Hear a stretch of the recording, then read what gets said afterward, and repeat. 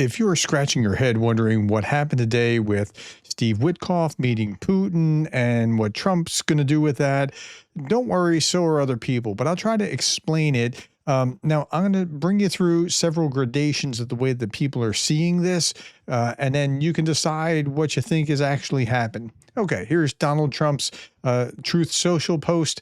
My special envoy, Steve Witkoff, just had a highly productive meeting with Russian President Vladimir Putin.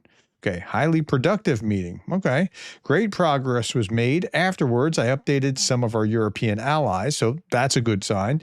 Everyone agrees this war must come to a close and that we will work toward that in the days and weeks to come. Thank you for your attention to this matter. Okay, so Trump put this out. Now, one of the more pessimistic views is this. This is Jay in Kyiv. Trump gets conned by Putin again. Maybe so. We'll see like some other views of this as well. Preston Stewart posted this. Comments from one of Putin's advisors followed to today's meeting with Steve Witkoff.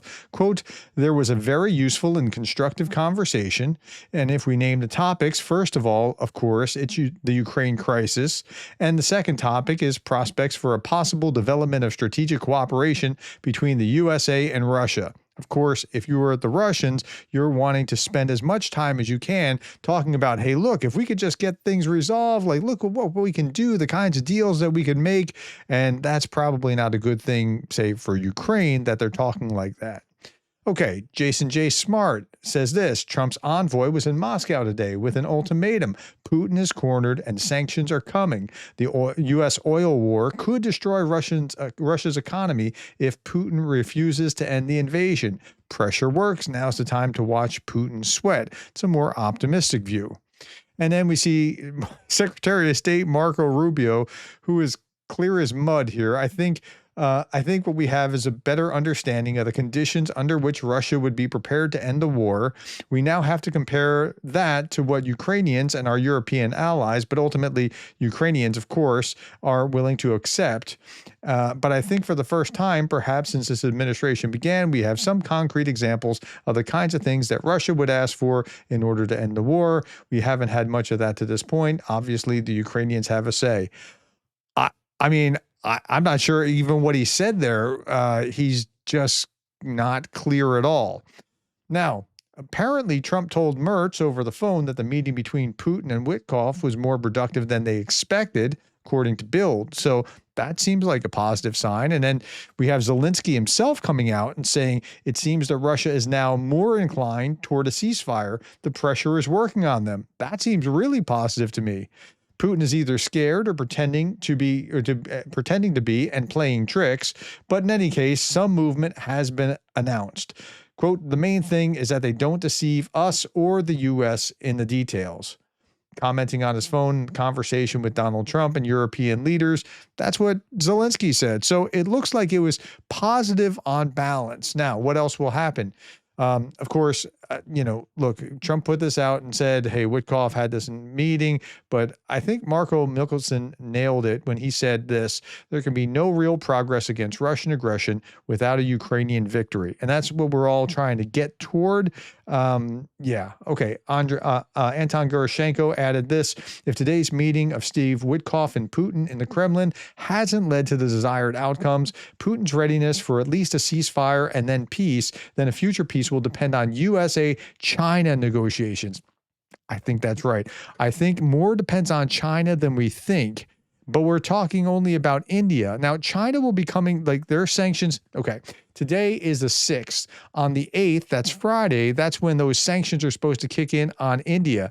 And Trump just increased sanctions on India, and we'll talk about that in just a moment. And then he increased them again, and we'll talk about that in a moment. And then that's India on Friday. And then sometime next week is when it would kick in on China unless Trump did something else. But that's going to be a huge key to this, a big piece of the puzzle. According to various sources, Putin is being told that the Russian army is greatly succeeding on the front lines and that the Ukrainian defense forces will only be able to fight for several more months. Well, when you live in an authoritarian regime, your information gets filtered in such a way that you can't really see what's truly happening. And I think that is what's happening with Putin. Putin's also hoping that the Russian economy is in a better state than it actually is. I'll show you more evidence before we're done today that it's in bad trouble. Putin has resisted conducting a mass draft for a long time, but if he decides to continue the war, he will be forced to announce it. I would challenge that a little bit. He may be forced to announce it. It depends on how bad the information is that's filtering up to him. Continuing the war will also lead to increased sanctions against Russia, decrease in its oil revenue, and downfall of the Russian economy that will lead to Russia's full dependence from China. Well, yeah, I think that's probably the direction it's going. Now, next big story. Trump plans to meet with Putin in person as early as next week. What? Yeah, let's get the story from Steve Doocy, the White House reporter for Fox. Correspondent Peter Doocy fills us in on this huge development. Hi, Peter. And Martha, I see the Chiron, we're citing a report. We can confirm that report. I was just in the West Wing, and I'm told that this is what happened. Earlier today in Moscow, Steve Witkoff was told by Vladimir Putin that Putin wants to meet at some point with Trump. Witkoff then relayed that message to the president, who is open to it, the possibility of a meeting as soon as next week, if the result of that meeting will be an end to the war in Ukraine. We know the Did you hear that? I'm open to it if the result is the end to the war in Ukraine. So Putin might not want to go down that path, but we'll see how this all plays out. President Trump was on a phone call with Volodymyr Zelensky and some European leaders. He shared this with all of them. We don't know exactly where in the world it would be. It could be anywhere, could be at the White House, could be in a neutral country like Qatar or Switzerland or something, the people that normally host things like this. And I have a statement from Caroline Leavitt. Before that, just note that Trump is actually making some progress here. It looks like more than what he made, well, more than what it looked like he was making before. He was just taking the wrong tack, zigging toward Russia. And here it looks like he has done a few things militarily and otherwise. It looks like a zag, and it looks like maybe that's bringing Putin around. We just don't know yet. It's too early to tell. Off the presses. Haven't seen this anywhere. It says, as President Trump said earlier today on Truth Social, great progress was made during Special Envoy Witkoff's meeting with President Putin. The Russians expressed their desire to meet with President Trump, and the president is open to meeting with both President Putin and President Zelensky. President Trump wants this brutal war to end. And so the emphasis there is on the Russians making this request, but President Trump obviously being open enough to it that there could be a global summit between Putin, Trump, and Zelensky as soon as next week. But there's also a possibility that it slides, and there's also a possibility that it never happens. Yeah, so we don't know what to say. I mean, we're saying here's the range of the menu options of what could happen. Okay, Trump on meeting with Putin and Zelensky says we had some very good talks with Putin today. There's a chance there'll be a meeting very soon. Let's just listen to him. He's being asked by the reporter. Well, there's a very good prospect that they will, and we haven't determined where, but we had some very good talks with President Putin today, and there's a very good chance that we could be ending the round, ending the end of that road. That road was long and continues to be long, but there's a good chance that there will be a meeting very soon. Okay, so what does that mean exactly? We don't know. Okay, according to the New York Times, Trump intends to hold a personal meeting with Vladimir Putin. Could be as early as next week, according to the Times, followed shortly by a joint meeting with both Putin and Zelensky. Trump reportedly shared his plans during a phone call with some European leaders, so that he's keeping them in the loop, that's a positive thing. This is some pretty good commentary. I wouldn't go so far as to say that nothing has happened.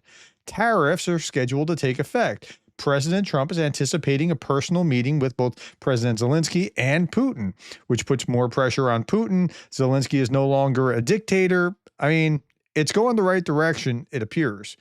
Okay, the shifting tone from Washington is a notable signal. With it, there's hope that the concrete actions against the shadow fleet will eventually follow. A renewed wave of strikes on Russia's energy infrastructure may soon follow as well, aimed at maximizing pressure on finances. Okay, so with that, let's turn our attention to what's going on with those sanctions. So Trump promised that if by Friday nothing happens, those sanctions are going to kick in. And then on August 1st, I think it was the 1st, kicked in an extra 25% sanctions on India. And then another 25%, so we're up to 50% on India just now. So Trump, if I have my facts straight, if I don't have it straight, correct me. But I believe that that's what happened. Trump just announced a new executive order today imposing a 25% ad valorem duty on all imports from India. And the order explicitly states that the tariff, listen to this, is a direct consequence of India's continued purchase of Russian oil.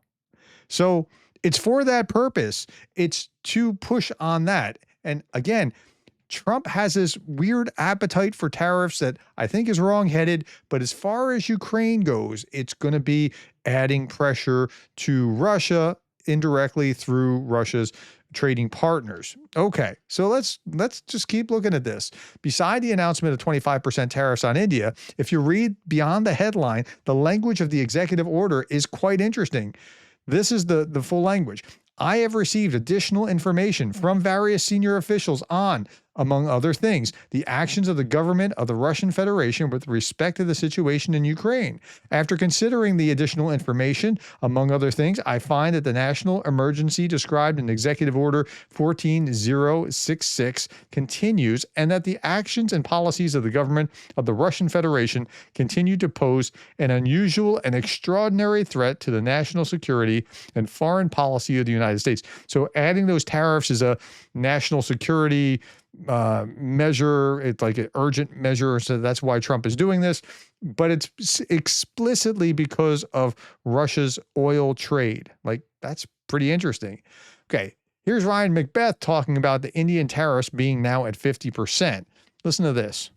Good news for Ukraine. It looks like President Trump just increased tariffs on Indian imports to 50%. These are part of these secondary tariffs, meaning if you buy oil from Russia and support Russia's war machine, you will pay higher duties importing into the United States. Now, a lot of pharmaceuticals are made in India. I take famotidine every day, and it retails for $7.99. Now, that doesn't mean I'm going to be paying $12 per bottle for pills now because it's based on the wholesale cost, not the retail cost. So maybe I'll be paying $9 or $10. But what this does do is make people look for alternatives that are made in the United States. And so fewer people buy Indian pharmaceuticals. Now, it's not just pharmaceuticals. It's anything produced from that country. And so that's going to hit everywhere, not just in his one example, which is a good example. And that means Indian pharmaceutical companies are going to be screaming at Prime Minister Modi saying, hey, people are buying less of our pills. You need to stop this Russia thing. And hey, India, if you're listening, we'll sell you oil. We've got plenty of it, and everyone can win here. We can win, India can win, and the only person who needs to lose is Russia. So these secondary sanctions. Yep, that's it. I mean, that's the nature of the beast. All right, now, there's another weird question here. Michael McFall raises it. Why is Trump imposing a 25% tariff on Indian goods because India imports Russian oil, but not doing the same to Chinese goods, even though China imports more Russian oil demands? This demands an explanation. Can someone ask somebody in the Trump administration for an explanation? Okay, I think part of this is that, and that's a good question. The logic seems pretty simple. But I think part of it is that there's this moratorium that's supposed to end on China sometime next week, and then maybe it'll kick in then. We'll see how that plays out. And if it doesn't play out like you would expect, then this kind of question should be raised again. Okay, reporter, why are you singling out India for the sanctions regarding Russian oil? President Trump says you're going to see much, much more. You're going to see a lot more secondary sanctions. He wants secondary sanctions. Like he's all about this, the sanctions and the tariffs and that sort of thing. So it's really interesting because Trump is not Reagan by a long shot. I mean, it's just different. But it could work out well for Ukraine as a consequence of this, what I would see as a flawed policy with tariffs.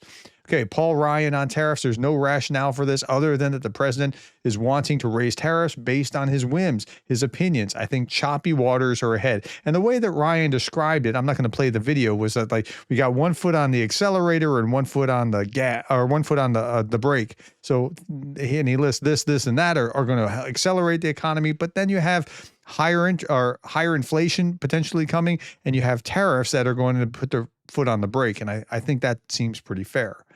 Okay. Meanwhile, in Russia, Russia's kind of becoming a basket case economically. I mean, it's not going to collapse tomorrow as far as I can tell, but yeah, look at this. I'm watching bonds sold in Russia because there's more and more of them. I talked about it just a week ago. Today, Russia's Ministry of Finance sold bonds for another 89 billion rubles. In total, since the beginning of the year, the growth in circulation amounted to 2.9 trillion rubles, which is almost equal to the whole of 2024. The Kremlin desperately needs money and is increasing the state debt at a frantic pace. Yeah, they've got to pay for it somehow, and they're going to go into massive debt. And I'm not sure who's buying the bonds, but if anybody knows that, put that in the comments. Okay, large-scale crisis is beginning in Russia. Salary cuts will affect 800,000 Russians. The methods are different, switching to a 4-day week or salary cuts or unpaid leave, but there is one ultimate reason underlying it all, and that is a collapse of the economy due to war. And yeah, it's getting bad. They have massive inflation and people are getting paid less. So yeah, that's going to be difficult. And then Russia, who is desperate for money to fund the invasion of Ukraine, the FSB Spetsnaz raided and arrested one of Putin's mafiosos, a billionaire owner of both oil refineries in occupied Dagestan. And all of his assets have been seized, including the oil refineries. This is like the third that has been either raided or fell out a window in the last couple of weeks. I would be very nervous if I was one of Putin's oligarchs right now, because that seems to be one of the quick ways of him getting hands on money.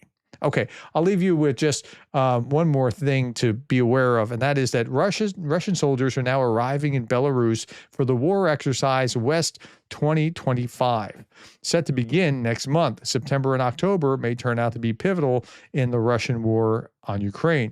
Putin may use the troops to annex Belarus, and that's speculation, right? So take that with a grain of salt. Or attack the Baltic NATO states, or attack Ukraine from the north, or we just don't know. But there's going to be a mess. My guess is there's going to be a lot of tanks up that way. That's where the tanks went, but I just can't prove that. So take me with a grain of salt, right? Triangulate on the facts, listen to other people, and I'm telling you that I'm speculating right now rather than providing facts. All right, last little bit. Sometimes you can't trust your eyes, right? Because things don't always look like, or aren't always like what they look like. So just like in this picture, like it's not what you think it is. It's the fountain behind it, right? So, okay, so be very careful with that. All right, that's where I'll leave you. That's the range of what opinions of what people think about what happened today. On balance, I think it is positive depending on what happens later on this week. And again, if you're skeptical, wondering if Trump is going to do or not do something, I get it. I understand it.